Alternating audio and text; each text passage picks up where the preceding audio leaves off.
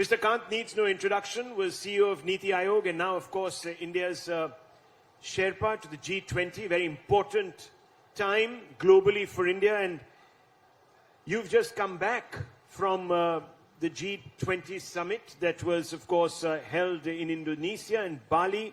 And that, of course, was an event where India got the baton as we move forward into 2023 as the presidency. Now, a lot was said about the manner in which India effected a sort of diplomatic coup by getting common agreement or breaking common ground on the final agreement. How did that happen? Because anything you say will, of course, be news. So Rahul, this was a very, very complex period because throughout Indonesian presidency, that is throughout the year, there were about 200 meetings held. There were about 15 ministerials held. None of them could arrive at a communique. All of them actually had failed. And it was broadly perceived that the final leaders' communique will not arrive at. So when we landed up in Bali, there was huge discussion. And the geopolitics was such that because of the Russia-Ukraine crisis, G20 is not a political body, it's an economic body. It discusses finance and many other things, but G7 said that it has huge implications for fuel, fertilizer, energy, and therefore they drafted a very, very political statement.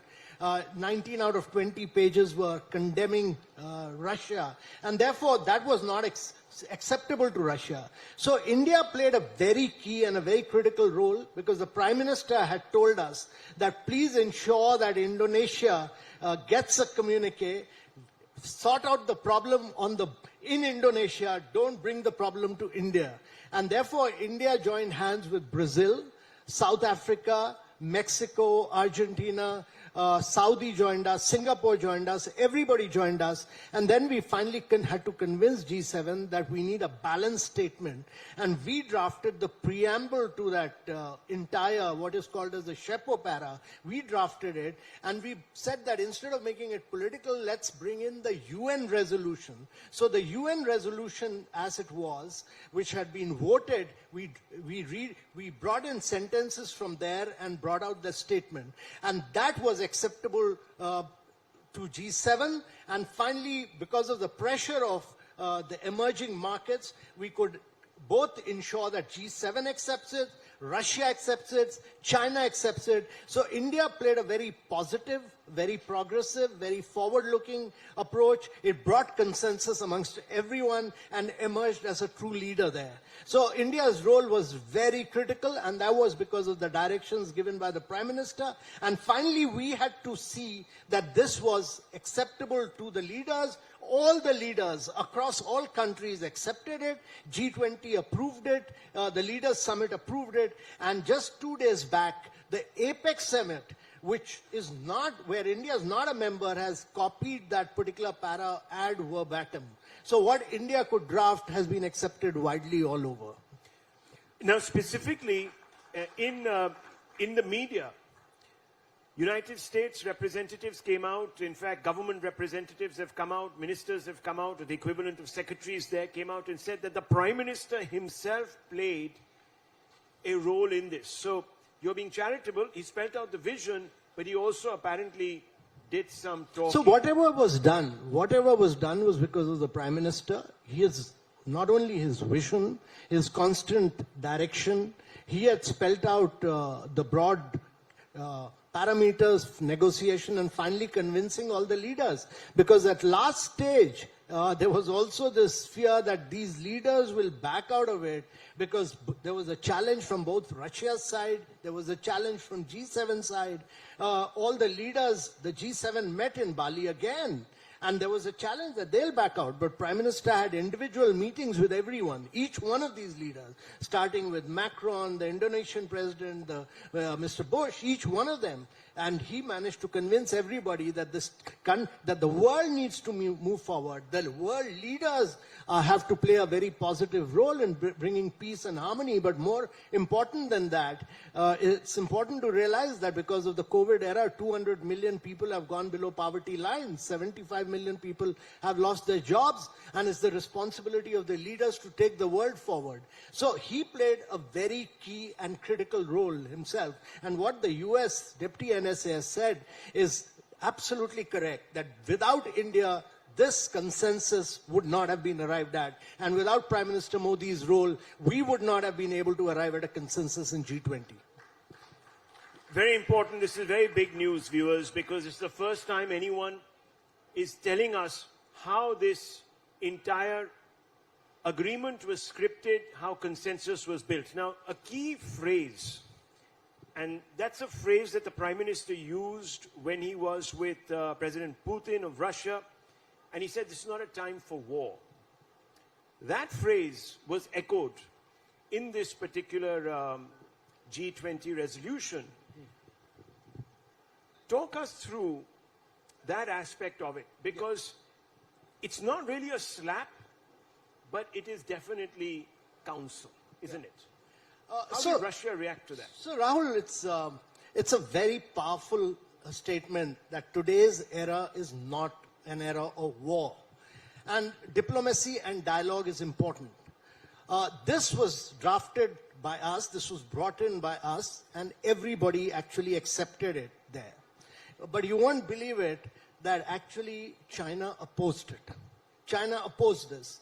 There was a deadlock on this for about 4 days, and finally 19 out of 20 members said that this statement is critical, it's important, it sends out a message, and this is very important in today's geopolitics. This is the positive line, and therefore today's era is not an era of war, and diplomacy and dialogue is absolutely critical and important, was endorsed by everybody, and China backed out of it. So are you saying that India succeeded in isolating China in a critical forum such as G20? We managed to diplomatically isolate China, and we managed to ensure that 19 out of the 20 members supported us, and finally China also agreed along with the 19 members. So it's very important when you do negotiations of this type that you have managed to bring consensus, and when 19 out of 20 members said that this is the most critical statement in that entire statement of G20, then everybody finally followed hands. Well, that's a marvelous achievement, and it tells us a lot really about India's growing stature across the globe. But let me come back to this. Russia obviously would have been directly impacted. A statement such as this going into such an important agreement remains one on record. How did the Russians react? Remember, President Putin wasn't there. It was actually Mr. Lavrov who was there representing him. How did that go down with the Russians, and how did you sort of bring them on board? So this issue was constantly being discussed on how to find a way out. Because if G20 makes a very political statement, it moves away from its core area, that is economics. And finally, we had to convince G7 that let's go back to the United Nations statement. And we had to convince, firstly, the Russian Sherpa that is better, because the UN had already voted in the Security Council. India had abstained. So India's position was brought in by putting the voting pattern. The statement also brings out the voting pattern. That was replicated in that para.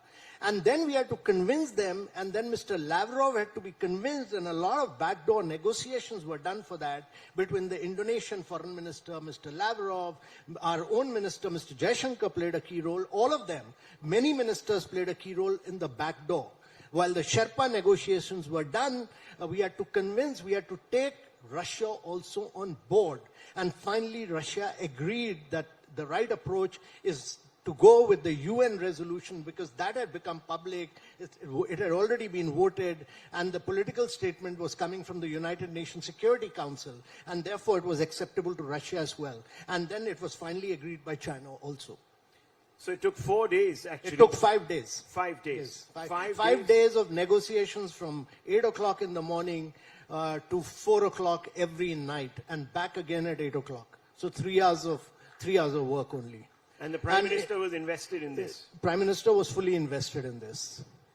Well, viewers, that says a lot, really, as I was saying, about the way in which India is now being viewed by some of the leading economies, nations of the world. And it's very important because as we take on the presidency, Mr. Kant, and I want to come back to this, as we take on the presidency, there are going to be more challenges such as this. You're going to have the intersection of politics, geopolitics really, with economic issues, given the fact that the Ukraine war is not going away. We've reached some sort of an intransigency there. How are you going to ensure that we stay the course on the issues that matter?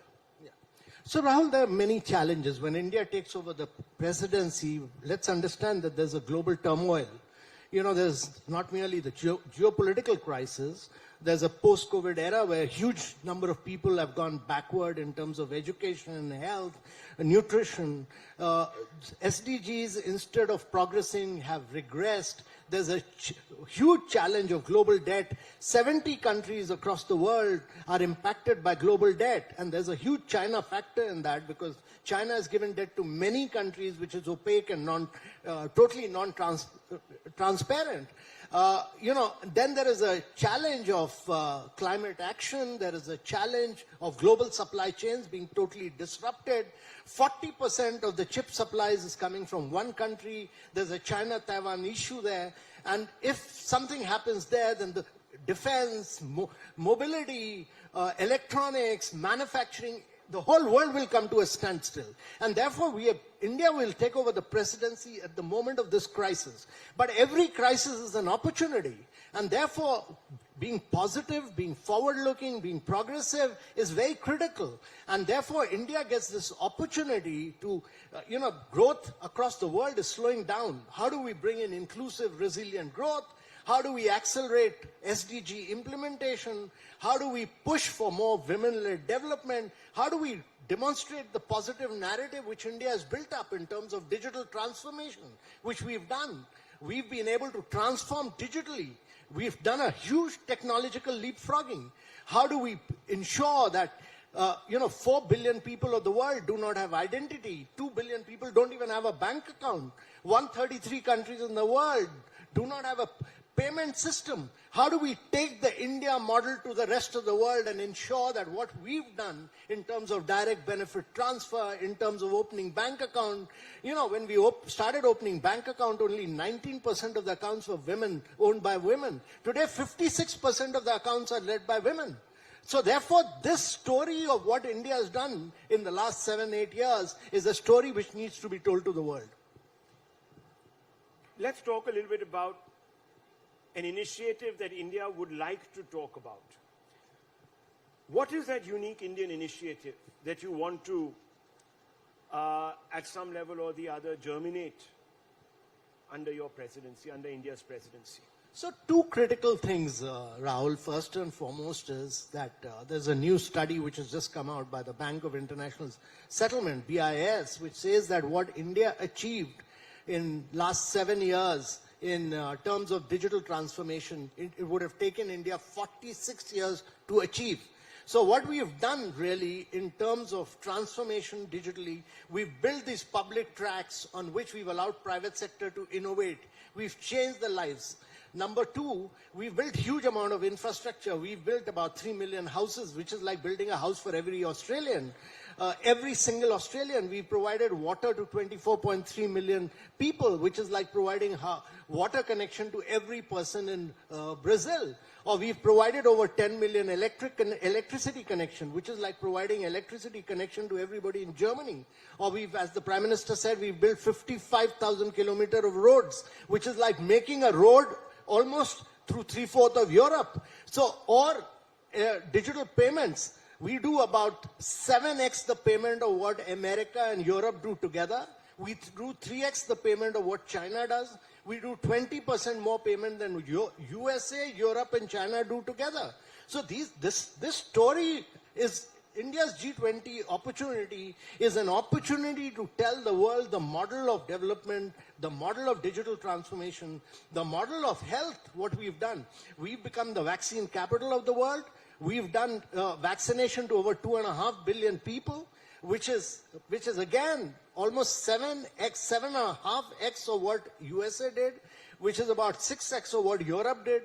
Now, this is a story which needs to be told in terms of India as the health and vaccine capital, India as the digital transformation capital. Most of these innovations have come from the developed part of the world. This is for the first time in the history of post-independent India that transformation and innovation have happened from India, which are being taken to the other parts of the world. How does then it feel when the West lectures us on building this success story, for example, in the recent few months, on blood oil, Russian oil? You've had so many statements coming through. I don't need to acquaint you with some of these statements. There is always a moralizing edge to these statements. How do you react to that? So Europe has actually been the biggest buyer of oil and gas from Russia. So you have a scenario where a country like Germany actually made itself totally dependent on China's import and imports from China and energy from Russia. So I think we just need to move on and do what is in our national interest. We should buy the cheapest oil from wherever it is available. We need to grow and develop. We are an advancing, growing economy. We should do what is in our national interest and move on. Final question to you, Mr. Kant, and this is an important one. Obviously, COVID has set us back, and now there's a war. That is also having an impact on India's own recovery. Yes, we are going to be the fastest growing economy amongst the large economies in the world, but we're still not where we wanted to be. How do you see this emerging, this scenario the last 1 year? Is it absolutely impossible to predict right now? Rahul, I'm absolutely sure that the next 3 decades are India's decade. They are going to be India's decades in terms of growth, in terms of progress, in terms of accelerating reforms. And I'm absolutely sure that India must accelerate the pace of its reforms, which it is doing.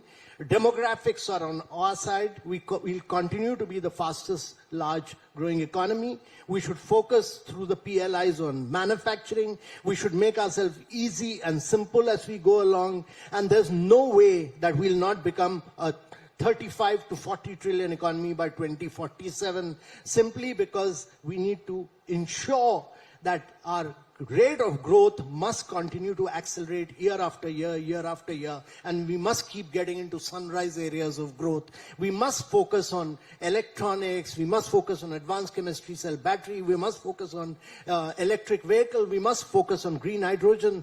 These are the areas which are going to give you big trajectory of growth in the coming years. And that is what will ensure that the next 3 decades till 2047 will be India's decades. 3 challenges to this growth story for the viewers here. What do you think they are?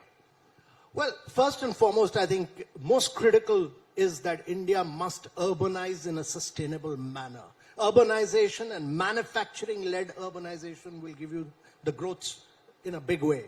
The second key thing is that we need 12 to 13 states which grow at high rates. And we need large populated states like UP, Bihar, Madhya Pradesh, Chhattisgarh, Jharkhand, all to grow rapidly to take India's growth story in a very big way. And the third is that this is the opportunity to make India the easiest and the simplest and the most reforming country in the world. We must continue this trajectory which has been set in by the Prime Minister of simplicity, easiness, because the private sector must drive India's growth story and government should only be a facilitator and a catalyst. Amitabh Kant, wonderful to speak with you on your vision for G20 and of course India's growth story. Thank you very much. Thank you, Rahul. Great pleasure.